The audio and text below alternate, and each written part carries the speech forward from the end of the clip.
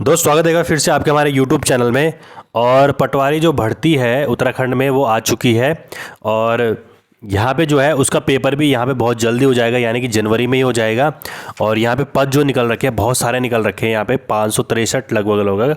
तो 563 पदों के लिए जो ये बहुत बड़ी एक अपॉर्चुनिटी है इस समय उत्तराखंड में। तो इस समय हम देख लेते हैं कि अगर आप पटवारी में भर्ती हो जाते हैं तो आपको यहाँ पे वेतन कितना मिलेगा टोटल। ठीक है, अभी देखिए अगर आपका जनवरी में यहाँ पे भर्ती हो जाती है तो यूकेपीएससी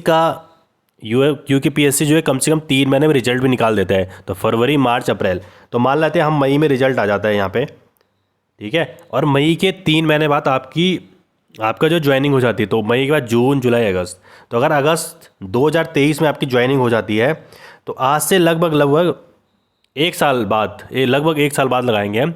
तो आपको अगर आप ज्वाइनिंग करते हैं अगले साल तो आपको कितने परसेंट कितनी यहाँ पे सैलरी मिलेगी। ठीक है, वो हम 2022 के हिसाब से देखते हैं कि अगर आप 2022 में भर्ती होते हैं तो आपको कितनी सैलरी मिलेगी और अगले साल आपको कितनी सैलरी यहाँ पे मिलेगी। और ये सबसे बड़ा मोटिवेशन है इस समय कि 35 से 40 हज़ार रुपये आपके अकाउंट में आएंगे कम से कम। ठीक है, तो देख लेते हैं यहाँ पे पटवारी को जो है सैलरी कितनी मिलेगी अगर आप क्या अगले साल यहाँ पे एग्ज़ाम निकाल देते हैं और एग्ज़ाम निकालने के बाद आप अगर भर्ती हो जाएंगी। तो देखिए जो पटवारी का जो मूल वेतन है वो है मूल वेतन, देखो सैलरी निकलते वो निकलती है मूल वेतन पे। तो आप पटवारी का अगर मूल वेतन देखेंगे तो मूल वेतन है यहाँ पे 29,200 रुपये। ठीक है, और आपको अब मिलेगा इसमें डीए। तो डीए होता है महंगाई भत्ता। ठीक है, तो जैसे जैसे महंगाई बढ़ती है डियरनेस अलाउंस जैसे इंग्लिश में कहते हैं, तो वो मिलता है आपको 34%। ठीक है, तो 29,000 का अगर आप 34% निकालेंगे तो आएगा 9,928 रुपये आएगा। ठीक है, इसका आपको क्या निकालना है, 34% निकालना है, तो आपकी 9,928 रुपये आपको क्या मिलेगा, महंगाई भत्ता मिलेगा। इसके आपको हाउस रेंट अलाउंस भी मिलता है, हाउस रेंट अलाउंस, तो ये होता है लगभग 8%। तो इतना निकालेंगे आप तो आपको हाउस रेंट अलाउंस जो मिलेगा वो मिलेगा 2,326 रुपये मिलेगा। ठीक है, इसके अलावा आपको कुछ और चीज़ों के लिए भी मिलता है, जैसे कि हिल अलाउंस भी मिलता है आपको, या स्टेशनरी के लिए मिलता है, वाहन भत्ता के लिए मिलता है और हिल अलाउंस मिलता है आपको। तो लगभग हमने लगा दिया कि यहाँ पे वो आपको जो अदर बेनिफिट है, ठीक है, उसमें अगर आपको 400 रुपये मिलते हैं, लगभग 400 लगा ले मैंने यहाँ पे और। ठीक है, तो आपको अदर बेनिफिट के साथ अभी आपकी टोटल जो सैलरी हो जाएगी वो हो जाएगी आपकी 42,254 रुपये। ठीक है, हो सकता है कि यहाँ पे जो बेनिफिट है वो थोड़ा ज़्यादा मिल सकते हैं आपको, हो सकता है वो 1,000 रुपये ज़्यादा मिले, तो आपकी यहाँ पे 1,000 रुपये ज़्यादा सैलरी हो जाएगी, लगभग 43,000 रुपये आपकी सैलरी हो जाएगी। तो हम ये मोटा मोटा मान के चल रहे हैं कि आपकी जो टोटल सैलरी होगी 42,254 रुपये होगी।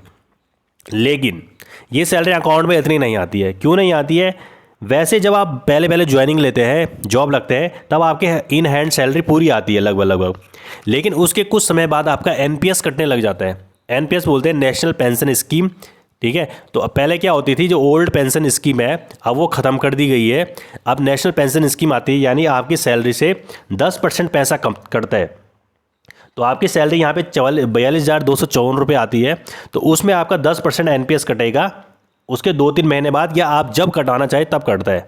ठीक है, तो अगर आपका 4,225 रुपये 10% आपका अगर ये एनपीएस कट जाता है तो आपके सैलरी में अब आती है आपकी सैलरी 38,029 रुपये। ठीक है, लेकिन इससे भी आपका 2-3 चीज़ें और कटती है, जैसे आपका इंश्योरेंस का भी कटता है। ठीक है, तो इंश्योरेंस में आपका लगभग जो करता है वो 450 रुपये इंश्योरेंस में नहीं, इंश्योरेंस में जो करते हैं वो 200 रुपये करता है। क्योंकि अगर आपके साथ कभी कोई कैजुअलिटी होगी या भगवान न करे आपके साथ कुछ हो गया तो आपके घर वालों को उसके बाद पैसा भी मिलता है कुछ, तो 200 रुपये आपके पर मंथ जो है इंश्योरेंस के लिए कटते हैं। इसके अलावा आपका एक गोल्डन कार्ड भी बनता है। गोल्डन कार्ड क्या होता है कि अगर बीमार हो गया आपके परिवार में कोई, तो फैमिली के लिए गोल्डन कार्ड बनता है, और उसमें प्राइवेट हॉस्पिटल्स भी है और रेगुलर हॉस्पिटल्स भी है, गवर्नमेंट हॉस्पिटल भी है, जिसमें जाके आप अपना इलाज करा सकते हैं फ्री में, और अनलिमिटेड होता है, इसकी कोई सीमा नहीं होती है। जैसे कैंसर में खर्चा आ रहा है लगभग 40 लाख या 50 लाख रुपये, तो ये आपको फ्री मुहैया कराते हैं। तो उसके लिए आपको एक गोल्डन कार्ड बनाती है सरकार, तो उसमें लगभग खर्च होते हैं 450 रुपये आपके। ठीक है, तो इन दोनों को अगर मैं माइनस कर दूं यहाँ पे, तो अब सैलरी जो आपकी इन हैंड सैलरी होगी वो होगी 37,379 रुपये। ठीक है, लेकिन आप अगर ये NPS नहीं कटाना चाहते तो 37,000 में 4,225 रुपये आप और जोड़ लो तो लगभग एक अकाउंट में आपके 41 या 42,000 रुपये आते हैं। और पहली जो सैलरी होती है आपकी, यानी कि 2-3 महीने तक, 4-5 महीने तक जब तक आप NPS नहीं कटाते हैं तो आपको 42,254 रुपये ही मिलते हैं। ठीक है, तो इसको आप क्या अपने रूम में टांग सकते हैं कि भाई मेरे को इतना वेतन चाहिए और उसके लिए आप पढ़िए। ठीक है, अगर आप कोई नौजवान है 24, 25, 26 साल का है, अगर उसको इतनी सैलरी मिल जाती है तो मतलब कितना सही है।